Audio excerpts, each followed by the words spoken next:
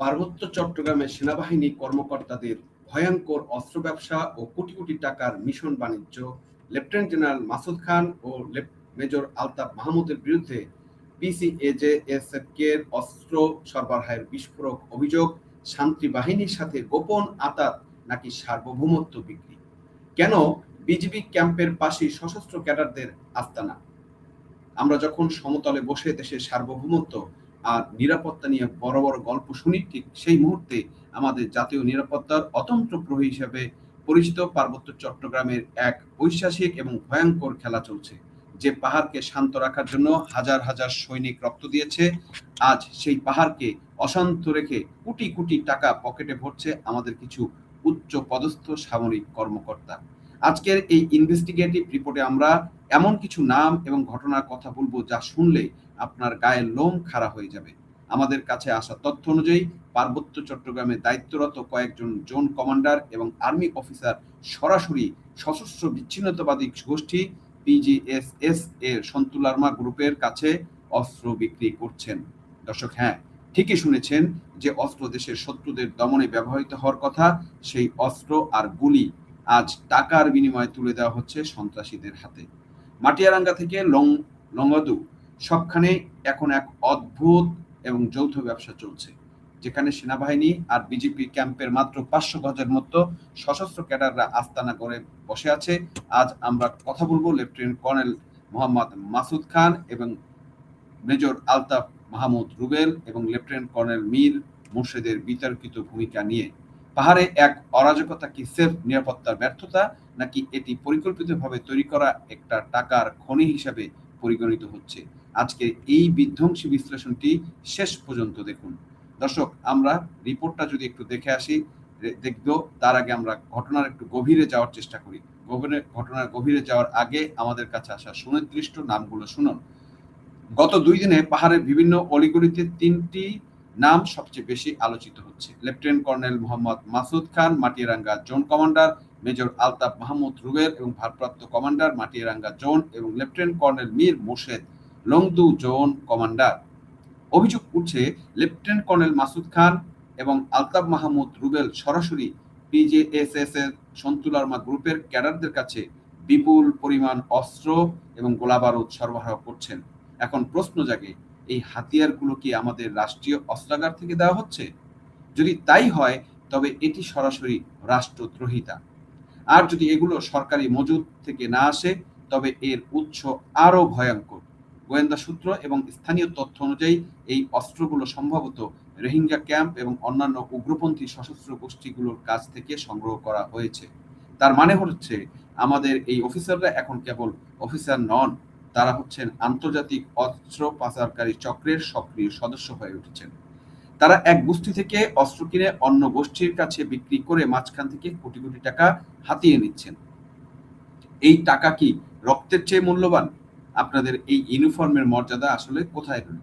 দর্শক, রিপোর্টটা একটু আমরা দেখি কি বলছে সেই রিপোর্টে। সেই ঘটনাগুলো আপনাদেরকে আমরা একটু জানিয়ে আসি যে রিপোর্টটাতে কি বলছে। পার্বত্য চট্টগ্রাম নিরাপত্তা অন্তরালে কি এক ভিন্ন সমীকরণ চলছে কিনা, সেই প্রশ্ন কিন্তু এখানে করা হয়েছে। এবং সেখানে আমরা যদি স্পষ্টভাবে বলতে চাই যে পার্বত্য চট্টগ্রামে শান্তি এবং নিরাপত্তার আড়ালে সশস্ত্র গোষ্ঠী এবং একদল কর্মকর্তার বিরুদ্ধে গুরুতর অভিযোগ, আঞ্চলিক অস্থিরতা এবং আর্থিক লেনদেন নিয়ে বিশেষ অনুসন্ধানী প্রতিবেদন। সবুজ পাহাড় আর মেঘের দেশ পার্বত্য চট্টগ্রাম। বিগত কয়েক দশকে এই অঞ্চলটি বাংলাদেশের কৌশলগত নিরাপত্তার জন্য অত্যন্ত সংবেদনশীল। রাষ্ট্র এবং সরকারের পক্ষ থেকে পাহাড়ে শান্তি বজায় রাখার কথা বলা হলো। সম্প্রতি কিছু ঘটনা এবং মাঠ পর্যায়ের বিভিন্ন তথ্য এক অস্থিরতার ইঙ্গিত দিচ্ছে। অভিযোগ উঠেছে, পাহাড়ের স্থিতিশীলতা রক্ষার দায়িত্বে থাকা কিছু কর্মকর্তার সাথে আঞ্চলিক সশস্ত্র গোষ্ঠীগুলোর এক ধরনের গোপন এবং ব্যবসায়িক সমঝোতা তৈরি হয়েছে। বিশেষ করে পিজিএসএস সন্তুলার্মা গ্রুপের কতিপয় নিরাপত্তা কর্মকর্তার অস্বাভাবিক যোগাযোগ এবং যৌথ অবস্থানের খবর পাহাড়ে নতুন বিতর্কের জন্ম দিয়েছে। ভগবান টিলা ও কাউলি যৌথ অভিযানের নেপথ্যে কি রয়েছে? 2026 সালের 11 মার্চ মধ্যরাতে খাগড়াছড়ি জেলার মাটিয়ারাঙ্গা উপজেলার তাইদং ইউনিয়নের ভগবান টিলা এলাকায় এক চাঞ্চল্যকর পরিস্থিতি সৃষ্টি হয়েছে। স্থানীয় সূত্র এবং প্রত্যক্ষদর্শী দাবি অনুযায়ী ভগবান টিলা বিজিবির ক্যাম্পের আশেপাশে 40-50 জন সেনা সদস্যের অবস্থানের পাশাপাশি 500 গজের ব্যবধানে পিএসএস এর শত্রুল আলমা গ্রুপের সশস্ত্র ক্যাডাররা অবস্থান নিয়ে থাকে। একই চিত্র দেখা গেছে মাটিরাঙ্গা লং দুজন সংলগ্ন কদতলী এলাকাতেও। গত 12ই মার্চ দুপুরে একটি বিশেষ সেনাদল যখন অন্য আঞ্চলিক দলগুলোর বিরুদ্ধে অভিযানে নামে, তখন তাদের সাথে অতি সন্নিকটে পিসিজেএসএস এর সন্তুলারমা গ্রুপের সদস্যদেরও দেখা গেছে বলে অভিযোগ উঠছে। সাধারণত সশস্ত্র বিদ্রোহী গোষ্ঠী এবং নিরাপত্তা বাহিনীর মধ্যে যে দূরত্ব থাকার কথা, সেখানে এ ধরনের ছায়া অবস্থান জনমনে গভীর উদ্বেগের জন্ম দিয়েছে। দর্শক, যে 3 কর্মকর্তার বিরুদ্ধে অভিযোগ উঠছে তারা হচ্ছে এই মাটিরাঙ্গা জোনের commander lieutenant colonel Masud Khan PSC, Matiranga zone ভারপ্রাপ্ত কমান্ডার আলতাফ মাহমুদ রুবেল এবং Longdu zone commander lieutenant Mir Kasem PSC APSC PPSC. অস্ত্র গোলাবারুদ পাচার নাকি কৌশলগত লেনদেন, পাহাড়ের রাজনৈতিক অঙ্গন এবং বিশ্বস্ত গোয়েন্দা সূত্রগুলো একটি গুরুতর অভিযোগ সামনে এনেছে। মাটিয়ারাঙ্গা এবং লংদু জোনের নির্দিষ্ট কয়েকটি কমান্ডার বিরুদ্ধে পিসিএসএস সন্তুলারমা গ্রুপের অস্ত্র এবং গুলি সরবরাহের অভিযোগ উঠেছে। প্রশ্ন হচ্ছে এই অস্ত্রগুলোর উৎস কোথায়? যদি এই হাতিয়ারগুলো সরকারি মজুদ থেকে না আসে, তবে এর পিছনে বড় ধরনের কোনো সিন্ডিকেটের হাত থাকতে পারে। ধারণা করা হচ্ছে রোহিঙ্গা ক্যাম্প হতে বা অন্য কোনো উগ্রপন্থী গোষ্ঠীর হাত ঘুরে আসা এই অবৈধ অস্ত্র পাহাড়ের আঞ্চলিক দলগুলোর হাতে পৌঁছে যাচ্ছে। একই ধরনের কার্যক্রম যদি ব্যক্তিগত লাভের জন্য হয়ে থাকে, তবে তা জাতীয় নিরাপত্তার জন্য এক চরম হুমকি হিসেবে দেখা হচ্ছে। পার্বত্য চট্টগ্রামে অরাজকতার পিছনে অন্যতম প্রধান চালিকা শক্তি হিসেবে অর্থ কাজ করছে বলে বিশ্লেষকদের অভিমত। অভিযোগ রয়েছে পিজিএসএস এর যে গ্রুপ, তা 27 বছর ধরে কোনো নির্বাচন ছাড়াই আঞ্চলিক পরিষদের ক্ষমতা ভোগ করছে। এই ক্ষমতা টিকিয়ে রাখতে এবং নিরাপত্তা বাহিনীর একাংশের সমর্থন পেতে তারা বিপুল পরিমাণ অর্থ ব্যয় করে। এই অর্থের উৎস হিসেবে পার্বত্য চট্টগ্রাম বিষয়ক মন্ত্রণালয়, আঞ্চলিক পরিষদ কিংবা জেলা পরিষদগুলোর জন্য বরাদ্দ করা উন্নয়ন তহবিলের ব্যবহারের অভিযোগ উঠছে। আন্তর্জাতিক দাতা সংস্থাগুলো পাহাড়ের শান্তির জন্য যে অর্থ ব্যয় করছে, তার একটি বড় অংশ দুর্নীতিগ্রস্ত প্রক্রিয়ার মাধ্যমে সশস্ত্র গোষ্ঠীর হাতে এবং সেখান থেকে অসাধু কর্মকর্তাদের পকেটে যাচ্ছে কিনা তা নিয়ে এখন বড় প্রশ্ন হচ্ছে।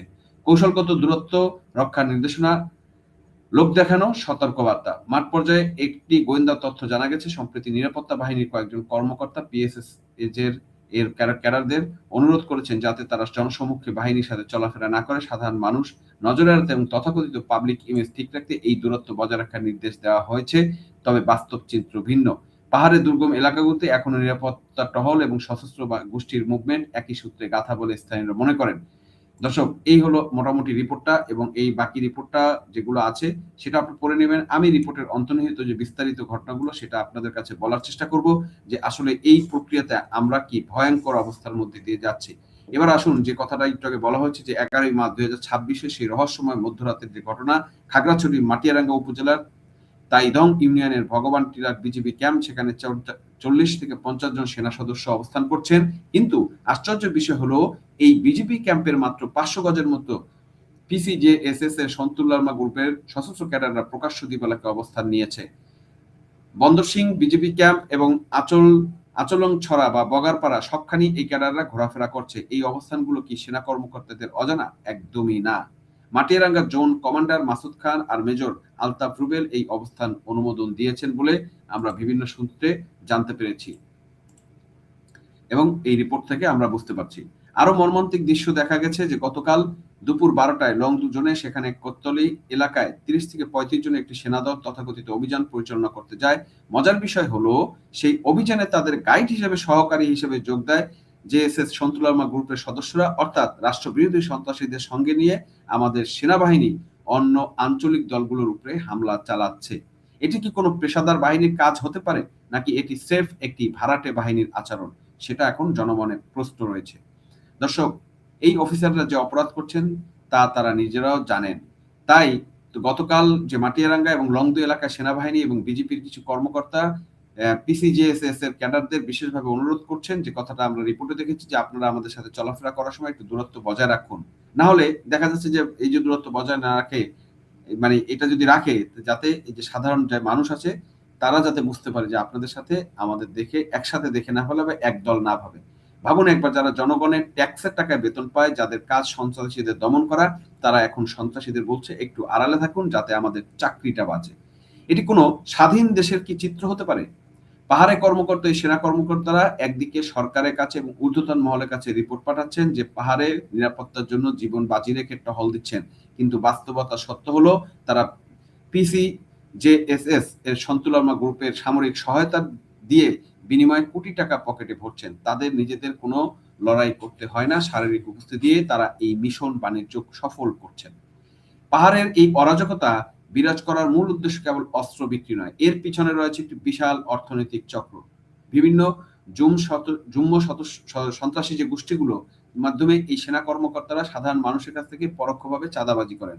প্রতিটি নির্মাণ কাজ, প্রতিটি ব্যবসা থেকে তাদের ভাগ পৌঁছতে হয়। সবচেয়ে বিস্ফোরক তথ্য হচ্ছে আন্তর্জাতিক দাতা সংস্থাগুলো, পার্বত্য চট্টগ্রাম বিষয়ক মন্ত্রণালয় বা আঞ্চলিক পরিষদের মাধ্যমে উন্নয়নের জন্য যে কোটি কোটি টাকা বরাদ্দ দেয়, সেই টাকার একটা বড় অংশ দুর্নীতির মাধ্যমে এই কর্মকর্তাদের পকেটে যায়।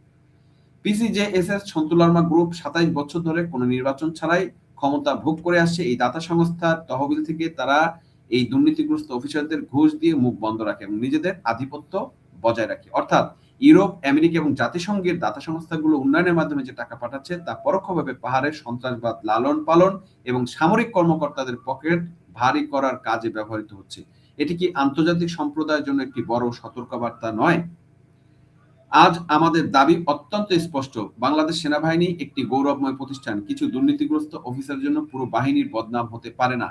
আমরা সরাসরি আইএসপিআর এবং বাংলাদেশ সেনাবাহিনীকে অনুরোধ জানাচ্ছি, অবিলম্বে লেফটেন্যান্ট কর্নেল মাসুদ খান, মেজর আলতাফ মাহমুদ রুবেল এবং লেফটেন্যান্ট মীর মুর্শেদের বিরুদ্ধে বিভাগীয় তদন্ত শুরু করুন। পাশাপাশি জাতিসংঘ শান্তি রক্ষা বিভাগ, ইউনাইটেড নেশন পিস কিপিং এর প্রতি আমাদের জোরালো আহ্বান, কর্মকর্তাদের নাম রেকর্ড করুন যারা নিজেদের দেশে সন্ত্রাসী গোষ্ঠীকে অস্ত্র ব্যবহার করে এবং অস্ত্র পাহাড়ে পাচারে জড়িত। তারা আন্তর্জাতিক শান্তি বাহিনীর অংশ হওয়ার কোনো যোগ্যতা রাখে না। এদেরকে আজীবনের জন্য শান্তি রক্ষা মিশনে যোগ দেওয়া থেকে নিষিদ্ধ করা উচিত। জাতিসংঘের উচিত খতিয়ে দেখা যে তাদের দাতা সংস্থাগুলো টাকা কিভাবে পাহাড়ের দুর্নীতি জ্বালানি হিসাবে ব্যবহৃত হচ্ছে। আমরা চাই পাহাড়ের সাধারণ মানুষ, সে হোক বাঙালি কিংবা জুম্ম, সবাই যেন এক সামরিক দালালি আর সন্ত্রাসী থাবা থেকে এই সন্ত্রাসী সাবা থেকে মুক্তি পায়। পরিশেষে দর্শক একটা কথা বলতে চাই, পাহাড় কোনো টাকার বিনিময়ে বানানো মেশিন নয়, পাহাড়ের মানুষের রক্ত কোনো সস্তা পণ্য নয়। যারা উর্দি পরে দেশের সাথে বেইমানি করছে, পিসিজেএসএস এর মতো গোষ্ঠীগুলো অস্ত্র দিয়েছে, শক্তিশালী করছে, আপনাদের বিচার এই মাটিতে কিন্তু হবে সময় হলেই। আপনারা ভাবছেন সাধারণ মানুষ কিছু জানা, পাহাড়ের প্রতিটি গাছ, প্রতিটি পাথর আপনাদের এই অপকর্মের সাক্ষী হয়েছে। সময় পাল্টাচ্ছে আর তথ্য চেপে রাখা সম্ভব নয়। দর্শক, আপনারা কি মনে করেন সেনা কর্মকর্তা এই ধরনের কর্মকাণ্ড কি আসলে বিচ্ছিন্ন ঘটনা, নাকি পাহাড়ে পুরো নিরাপত্তা ব্যবস্থা এখন পচে গেছে? আপনাদের মতামত দিবেন। আজ এ পর্যন্তই, দেখা হবে পরবর্তী ভিডিওতে। ততক্ষণ ভালো থাকবেন, সুস্থ থাকবেন এবং নিরাপদ থাকবেন।